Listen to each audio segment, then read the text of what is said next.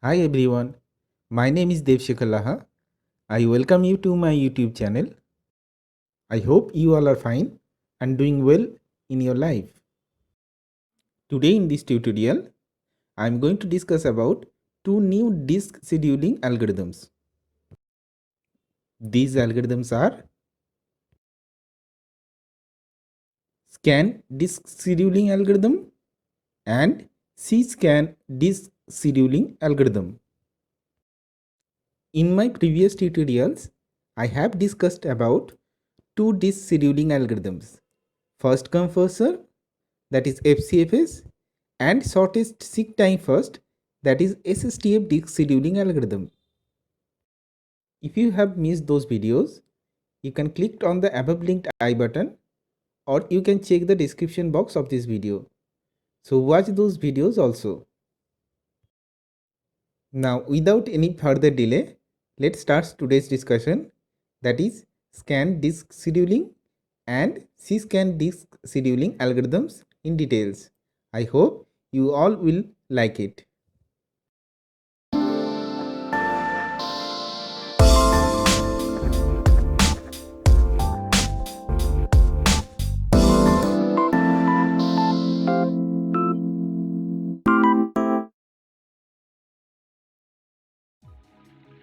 The scan disk scheduling is also called elevator scheduling, since the disk arm behaves just like an elevator in a building. First, serve all the upward requests when going up, and then serve all the downward requests when going down. To understand that, let us take an example first. Suppose there is an office building with 5 floors. In this building, there is an elevator or lift. Now, one person wants to go third floor of that building. So the request is for upward direction. So the person will enter inside the elevator, and the elevator or lift will serve his request to take him to the third floor. During this travel, we have a situation. Another person from second floor wants to go ground floor. So the request of the second person is for downward direction. But since the elevator is currently serving the request for upward direction for first person, the second person has to wait. Once the elevator or lift completes the first request, it will reach the top floor, that is the end of the upward direction, and then come back to serve the request of the second person. So this type of scene that I have shown here for the elevator or lift, actually you will find in the case of scan disk scheduling. Okay, next with the same type of example, let us try to understand Cscan disk scheduling. Cscan also acts like an elevator, but one-sided elevator. Let's take a look. Sometime in an office building, you will find there are two types of elevators. One which serves only for upward direction, and another always serves for downward direction. If a person wants to go upward, he has to take elevator A, which serves for upward only.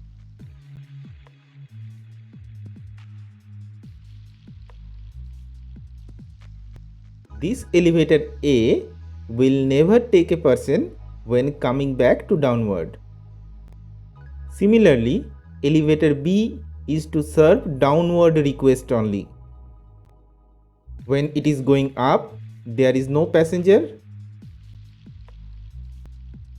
but comes with passengers when going down.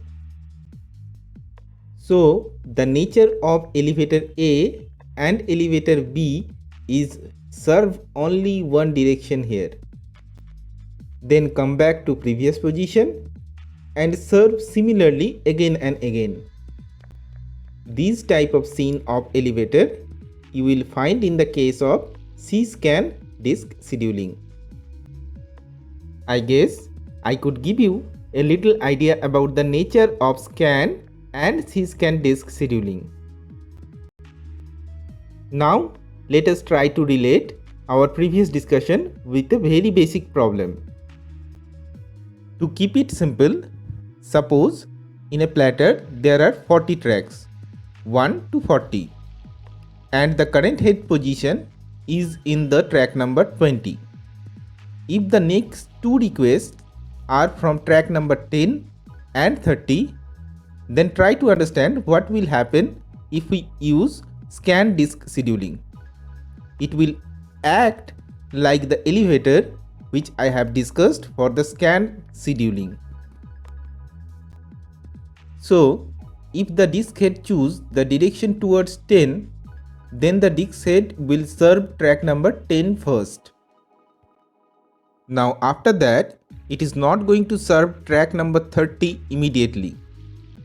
It will reach up to track number 1, that is the last track towards this side. Then the disk head will come back and serve the request 30 and stop moving. Similarly, if the disk head choose the direction towards 30, then the disk head will serve track number 30 first. After that, it is not going to serve track 10 immediately. It will reach up to track number 40, that is the last track towards that side. Then the disk head will come back and serve the request 10 and stop moving. So the policy of scan disk scheduling is: first choose one direction, serve all requests from that side, reach the extreme last track of the side it has chosen first, and then come back to serve other side requests. When all requests finish, stop moving. Please keep in mind that the disk head is not reading or writing any data from track number 1 or 40. It is only reaching these sides whenever it has to take a direction towards them to serve some track requests. Now you may ask, if we have request from track number 1 or 40, then? Yes, then obviously the disk head will read or write data from track number 1 or 40. I hope now you are getting what is the policy of scan disk scheduling and its behavior like an elevator, like the example I have discussed. Now, with the similar problem, let us try to understand C-scan disk scheduling. For the C-scan, if the disk head choose the direction towards 10, then the disk head will serve track number 10 first. After that, here also it is not going to serve track number 30 immediately. It will reach up to track number 1, that is the last track towards this side, and then there is a surprise. Now it will jump to track number 40, that is the last track towards other side. Then the disk head will come back to serve the request 30 and stop moving. That is just like one-sided elevator. Similarly, if the disk head choose the direction towards 30, then the disk head will serve the track number 30 first. Once again, after that, it is not going to serve track number 10 immediately.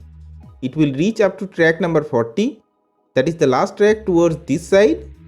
Now it will jump to the track number 1, that is the last track towards other side.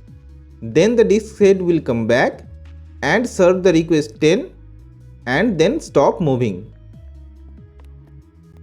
I guess now you are getting what is the policy of C-scan disk scheduling and its behavior like a one-sided elevator, like the second example I have discussed for the elevator. But there is a question: how to know which direction the disk head will choose to move? Okay, for that I will take one descriptive problem. And at the end of this video, I will give you a tricky question from these two disk scheduling. If you are watching this tutorial carefully, I am sure you will be able to answer them correctly. So let's start discussing the descriptive problem. Suppose that a disk drive has 200 cylinders, numbered 1 to 200. The drive is currently serving a request at cylinder 50 and the previous request was at cylinder 30. The queue of pending request in FIFO order is 130, 80, 140, 170, 100, 40, 120, 20 and 150. Starting from the current head position, what is the total distance in cylinder that the disk arm moves to satisfy all the pending requests for the following disk scheduling algorithm scan? Now let's find out its solution. In this type of problem statement, for scan or even cscan, you will always get a clue for which direction the disk head will start moving first. Watch the underlined part of the problem statement. It is saying the drive is currently serving a request at cylinder 50 and the previous request was at cylinder 30. So, this line is actually indicating the moving direction of disk head. The disk head is moving towards 30 to 50, that is towards the track side of 200. So, we can conclude that the disk head will serve towards 200 first and it will reach up to track number 200, that is the last track of that side. Then it will come back and it will serve remaining tracks towards 1. I hope now it is clear to you how to choose the direction first. Sometimes in some question you will find it is straightforward written in which direction the disk head will move first. But most of the time you will find this type of problem statement like I have mentioned here. So the given queue is 130, 80, 140, 170, 100, 40, 120, 20 and 150. Current head position is 50 and the previous head position was 30. So the rearranged queue of scan will be 80, 100, 120, 130, 140, 150, 170, 40 and 20. In between 170 and 40, the disk head will reach track number 200, but it will not read or write any data. Now we are good to go to see the graphical solution of this problem.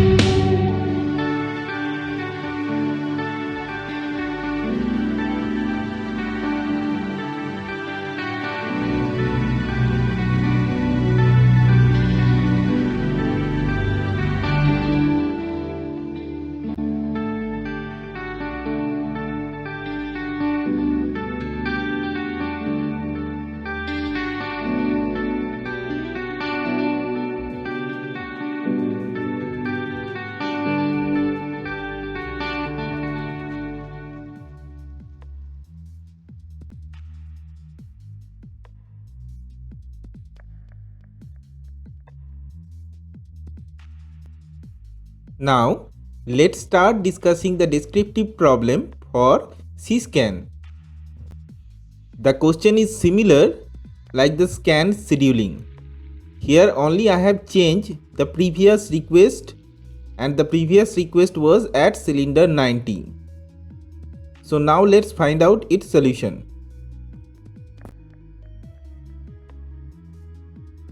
Here also watch the underlined part of the problem statement. It is saying the drive is currently serving a request at cylinder 50 and the previous request was at cylinder 90. This line is indicating the moving direction of disk head. The disk head is moving towards 90 to 50, that is towards the track number 1. So the disk head will serve towards 1 first and it will reach up to track number 1, that is the last track towards that side. Then it will come back and directly jump to track number 200. Next, once again it will start moving towards track number 1 from track number 200 and serve the remaining tracks. So the given queue is 130, 80, 140, 170, 100, 40, 120, 20 and 150. Current head position is 50 and previous head position was 90.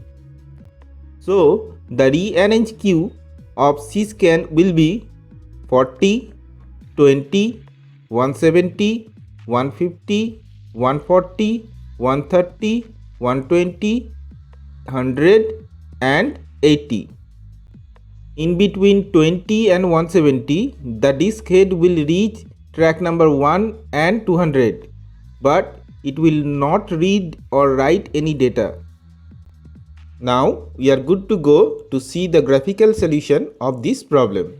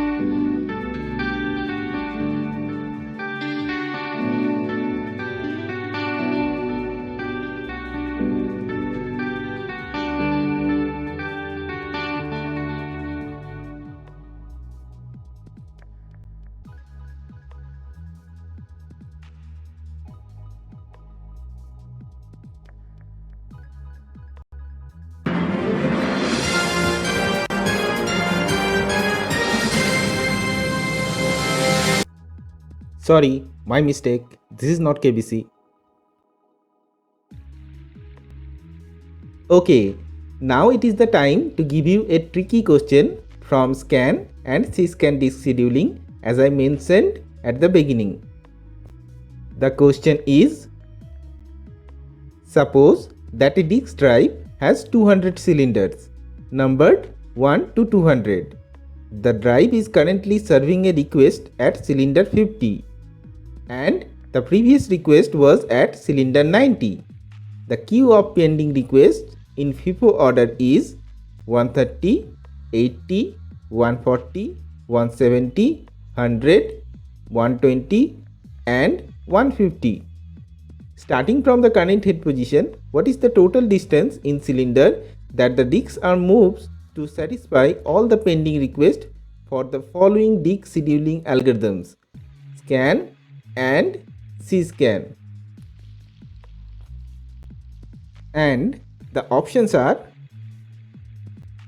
option A 120 and 150, option B 150 and 150, option C 150 and 349, and option D 218 and 368. Please write your answer in the comment section of this video. I hope all of you will be able to give the correct answer. Thank you so much for watching this video. Please press the like button if you like this tutorial and subscribe button to subscribe my channel. This will help me to grow this channel. In the comment section, please write your valuable feedbacks and suggestions. This all will help me to improve. Thank you so much again. Please take care of yourself. Have a wonderful day.